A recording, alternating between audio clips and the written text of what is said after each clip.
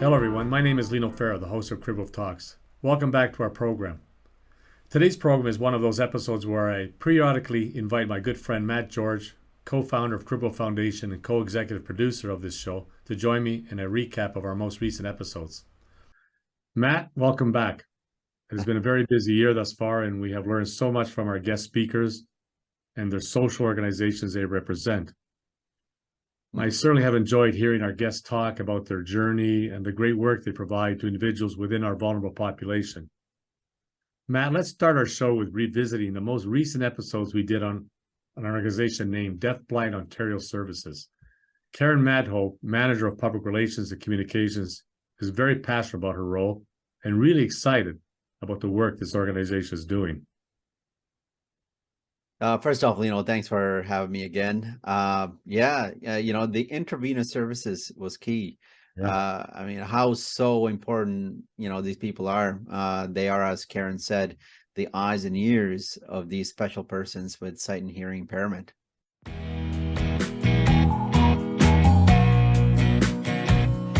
My name is Susan Manahan, and I'm Director of Development at DeafBlind Ontario Services. For 30 years, DeafBlind Ontario Services has been enriching lives for individuals with deafblindness. Since our beginning in 1989, we have made it our mission to inspire the spirit and determination of the people we support. With services across the province, our reach extends into a wide range of communities in Ontario. Deafblindness is a combined loss of vision and hearing to such an extent that neither the hearing nor vision can be used as a means of accessing information. We pride ourselves on creating individualized, holistic, and person-centered programs that enable each person we support to achieve as much independence as possible. The impact of the intervener in the life of someone who is deafblind is immeasurable. Interveners are highly trained professionals who act as the eyes and ears of the individual with deafblindness, using the sense of touch to help them communicate and be active participants in their lives. Our employees are our strength. We strive to be a top employer in the field by investing in our employees through extensive training, mentoring, and other professional development opportunities.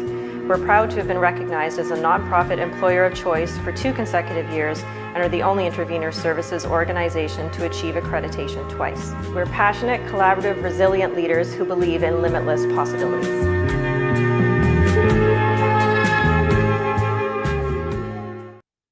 Yeah, the services offered by DeafBlind Ontario are quite extensive, Matt. If you recall, supported living that they provide, barrier-free, affordable housing and access to support services 24/7 is really important.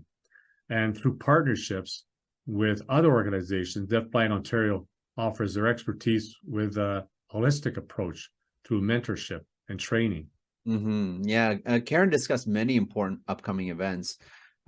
Such as June, was proclaimed, the National Deafblind Awareness Month by the Canadian Senate in 2015. June also commemorates the birth month of Helen Keller, a well-known person who was deafblind. Yarn bombing. This involves taking knitted, crocheted, or loomed yarn creations of yarn and joining them together and attaching them to objects and structures. They can be in the form of square or pom-pom or even wrapped around a structure, like a pillar or something, Yeah, that yarn bombing was so creative, a part of their organization and what they're doing. Karen also spoke of the importance of the tactile art installations. These installations, remember, we highlight the many talents and contributions of the individuals who are deafblind, and really a symbol of people coming together in the field of deafblindness, drawing on a spirit of unity and fostering connections with the community, with service and advocacy groups in the field. Right, yeah. And the show ended with you asking Karen what message she wanted to leave us with. And her response was the uniqueness of the bond between the intervener and the person with the sight and or hearing impairment. This is very, very special for sure. Yeah, the intervener, what a role. Just the special people, and they're so much, they're so important to the organization and to the family and to the individual with who's sight and hearing impaired. So Matt, let's move to the Habitat for Humanity episode. This is my habitat house. My parents helped build it. Now we don't get wet when it rains. I don't get too hot or too cold inside. and I don't have to worry when the winds blow. This is my house. This is my house. This is my house. My house. My house. I can play with my sister. I can play with my brother. I can play with my mother, my father, my family. My family. My family. This is my house. This is my house. I can study. I can be safe with my family. This is my house. This is my house. My house. My house. This is my house. Find out how you can help more families like mine have a safe, decent place to call home.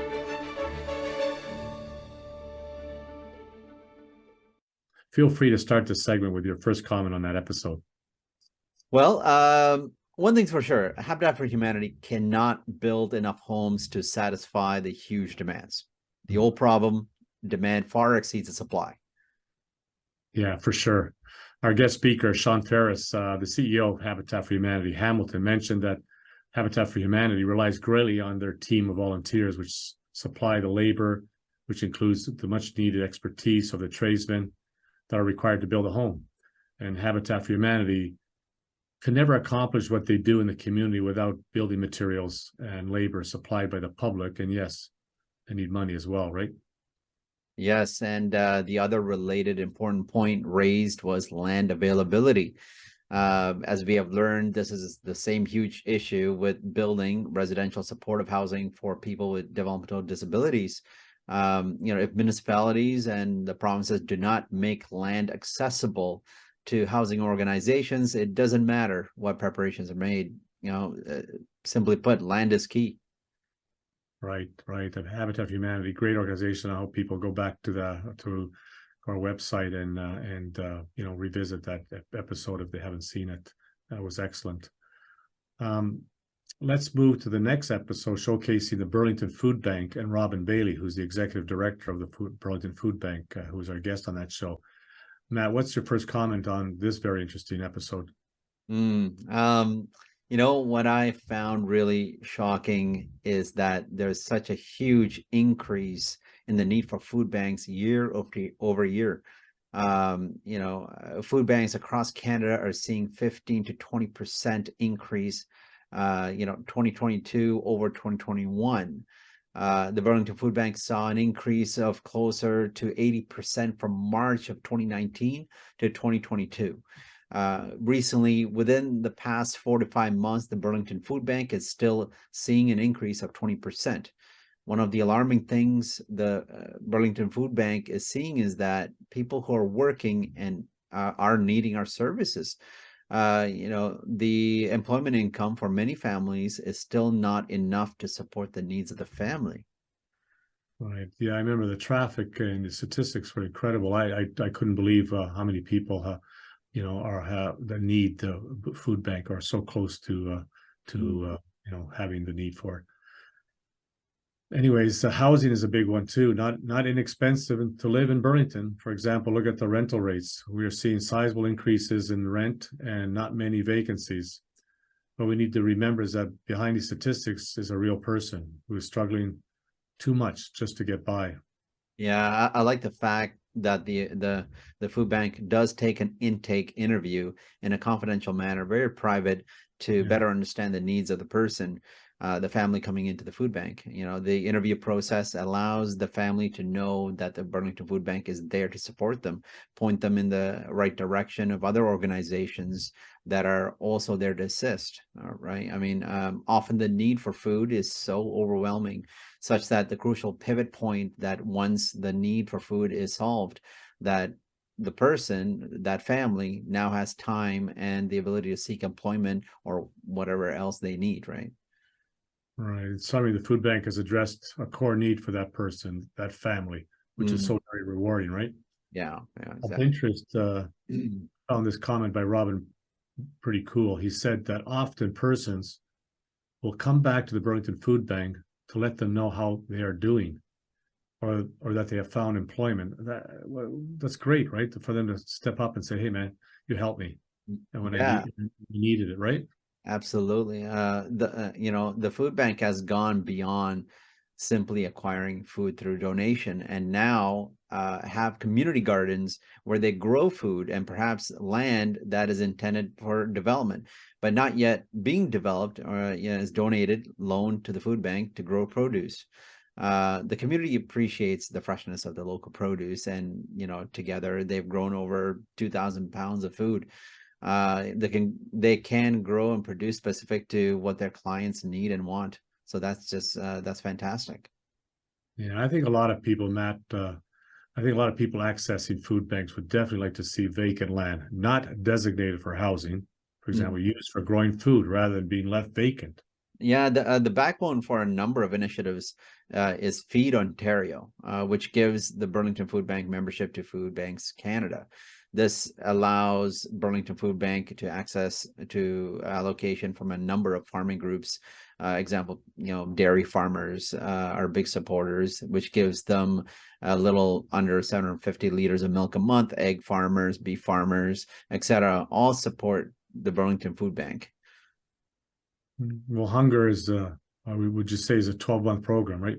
Not just a holiday concern. The Burlington Food Bank has done a wonderful job getting this message out, and that there's value in spreading out the donations rather than just once or twice over a year, to perhaps considering donating something on a monthly basis. Often companies are doing food drives in February or in August or any month, not just at the holiday season. This helps so much, right? These food banks.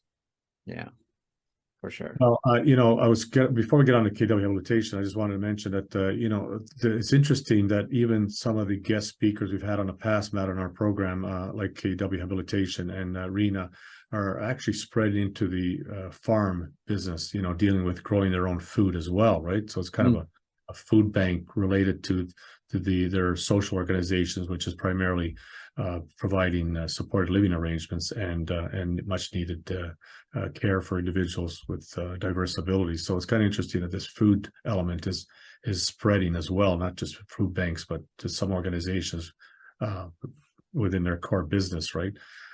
Yeah, so they're wonderful initiatives, right? So definitely kudos to everyone to do this. Yeah, I've actually visited some of them. It's great. I mean, it's they're even. I have thought about. We've discussed bringing them on our program again, because there's been talk about bringing us up to date on some of their ideas, right? How to grow food in the summer, but out in the other months of the year where you normally don't. Hydroponics, is that the term they use? I'm not sure, but it's yeah. So let's end our talk today with our thoughts on the KW Habilitation. I just mentioned Ann Billadu, the episode, and she's executive director there. What do you think? Well, where to start? Such a fine organization. KW celebrated their, in November 2022, a milestone anniversary of 50 years of service and dedication to their community. And terrific. That is pretty significant. Well, I would agree, Matt. What a truly magnificent achievement. And their executive director, Ann Billadu, has taken leadership to a whole new level, by the way. She's just incredible. What do you think about what they offer, the services they offer? The social business is so multifaceted, right? The KW Habilitation work with children aged from 0 to 12 with a program called SNAP, Single Point of Access, with an early intervention program for children with autism or any other special need concern youths, adults and their families. They also offer employment counseling and placement for persons with an intellectual and developmental disability. They have an exciting farm operation. They operate, in a very engaged and supportive housing program as well. So it's all fantastic things that's happening there right now. Yeah, I especially recall my conversation, a part of a conversation with Ann Billadu, and noticed her level of knowledge in all of these areas of the business, but most importantly, her level of knowledge with all levels of government and her ability to navigate the complexities associated with all these complicated layers. Yeah, when we look at the employment services, KW Habitation's motto is for our community and by our community. They are involved with Career Compass, working with both, the employer to develop the employer So they are welcoming in their workplace, plus the job seeker, to allow them to meet their dreams and goals of where they want to work. KW Habilitation also works with the Project Search, which is led by the school board and local hospitals. The students have their final year of schooling at the hospital and are introduced to many different jobs in a hospital. The intent is that the student moves from there into a potential employment within the hospital, some of which are in the operating room or preparing the instruments for a surgical procedure. Of interest is that this program is looking to expand its depth to include adults with developmental disabilities. So that's fantastic.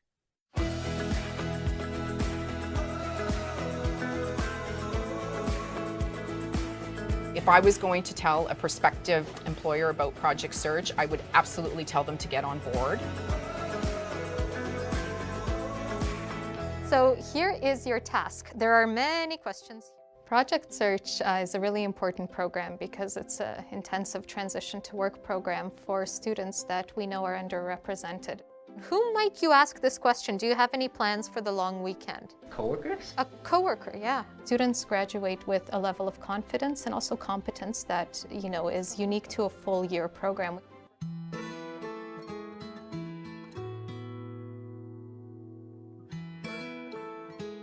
I liked Project Search because it prepares me for the job that I'm currently doing right now. Kenzie is our visual aid assistant, and she creates a variety of visuals that support the learning of other students with disabilities. Kenzie's wonderful. Her work is gorgeous. The visuals look very professional, and I really haven't done much to train her. She learned on the job what was expected, and she's a very fast learner. Yes, it does make it feel good. It feels more independent for me as well. So having Kenzie now be a part of our team has been inspirational. I'm a transporter here at the hospital. He's got a great personality. He's very open with our patients. He does a really, really good job in patient transport. So I am a huge champion of Project Search. The value that the program brings to the organization, to you as a manager, individually, to your staff is incredible. It shows that everyone can do anything. Housekeeping. Mesfin is a great fit to our department. He is very enthusiastic, a hard worker. I think it's very important for Project Search candidates to be employed, just that it's an untapped resource. If you could work more, would you want to? Every day. Okay, Justin, so I want you to pick this one next for tomorrow. All right. I love working as a team. I am a hard worker with a positive attitude. I like to learn new things. So Justin was responsible for picking all those instruments and equipment necessary for the surgery tomorrow to do a hip replacement. Organizations that hire graduates will really expand their diversity and inclusion programs.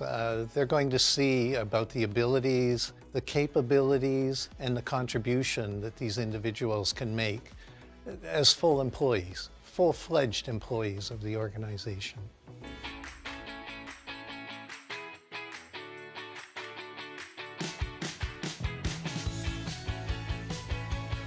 It's important to really challenge the social barriers when it comes to youth with disabilities, to really bring a more inclusive and diverse workforce. It's important for everybody to hire people with disability because they bring us a lot of help and joy. If you're looking for an employee that's going to work hard and be super loyal to your organization, you should consider Project Search and you should hire one of our students.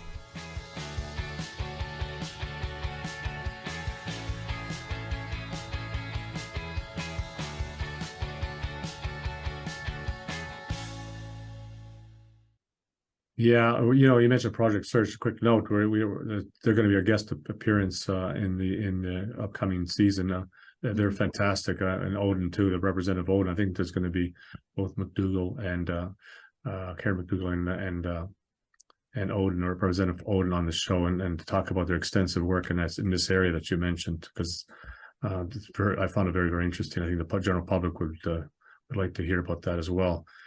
KW Habilitation values a good life for sure. Having employment, finding work that makes you happy is a big part of feeling valued, in my opinion. Increasing oneself, giving persons with developmental disabilities the ability to work where they choose is important. It adds to their personal growth and their esteem or self-worth. It's huge. We all need to feel good, about what we're doing and where we are going, right? Do you agree? I mean, that's essential to everyone. Yeah. The robust farm segment of KW Habilitation is impressive and innovative. Their farm that grows vegetables, fruits, have walk paths throughout the raised garden beds for persons with wheelchair, and they have a beekeeper. How cool is that? Fresh vegetables and fruits to go to all their community homes, with overflow to homeless shelters. They offer corporate team building events at their farm. KW Habilitation works with the Service Canada, offering summer jobs, employment opportunities, where students can work alongside someone who has a disability interning, both getting paid, and often the students return later as a volunteer. It's a win-win scenario. KW Habilitation has pop-up markets where they sell their produce spring to fall, and it's a busy time of the year. But there's nothing more I can say from your takeaway points, because this all sounds wonderful, and I wish many people with diverse abilities could live and enjoy the things KW Habilitation offers. Truly, it's simply amazing. Yeah. I mean, KW's homes are inclusive living, journey to belonging, and discuss the difference between affordable housing and supportive affordable housing, citing the fact that while they may be affordable housing offered, they aim to ensure that if a person needs additional support, it is offered as a best option. Matt, if I may add, your point is important, because every person with a developmental disability should decide where he or she wants to live. It has been proven that some like living in a smaller group home setting for a number of reasons, and this smaller setting works for many, and this option should always be available. Truly, and along with the traditional inclusive living homes, KW Habilitation recently completed the construction of a multi-unit residential building, a 22-unit 1 and 2 bedroom complex built based on the philosophy of integration and diversification of the community. Of the 22 units, 8 are supportive units, and that are used by KW Habilitation.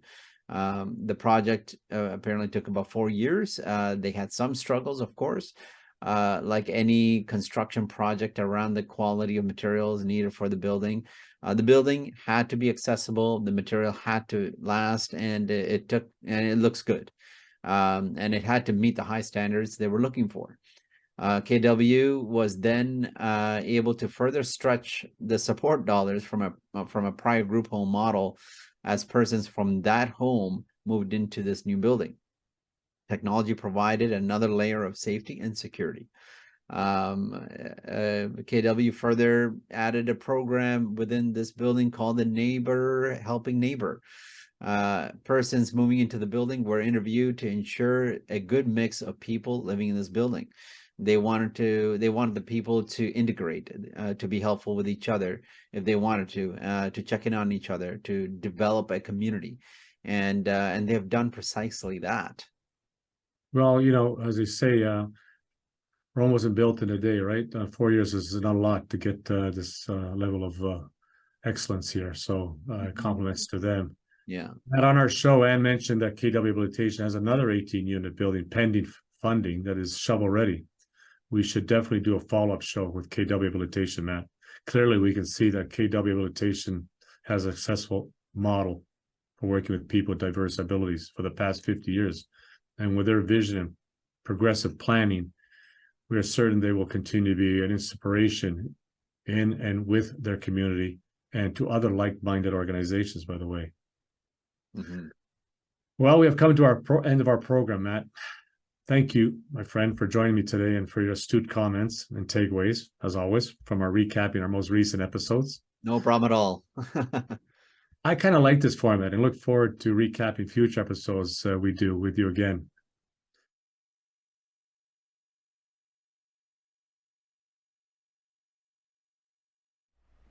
Certainly, all of our guest speakers and their wonderful social organizations warrant recognition for their work in the community and for the services they provide to their benefactors.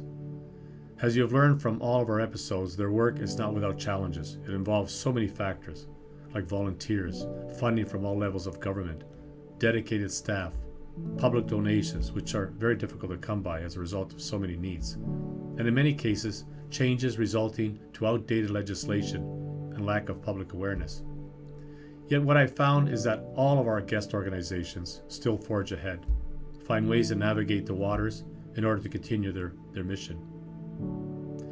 Remember, all of our webcasts are posted on our website, cribwolftalks.com, and seen on YouTube. If you subscribe to Cogeco, you can watch our episodes on Your TV Halton, Cogeco's community channel covering local news and productions in the Burlington, Oakville, and Milton areas. Lastly, organizations doing great things in the community that improve the quality of life for those within our vulnerable population, and perhaps interested in sharing your message by appearing on Cribwolf Talks, simply email your request to info@cribwolftalks.com. And I'd like to end the program by saying people with diverse abilities within our vulnerable population need our help. You see, affecting change is needed, especially when it enriches people's lives. I'm Lino Fera. Thank you for watching Cribwolf Talks. Be well and stay safe.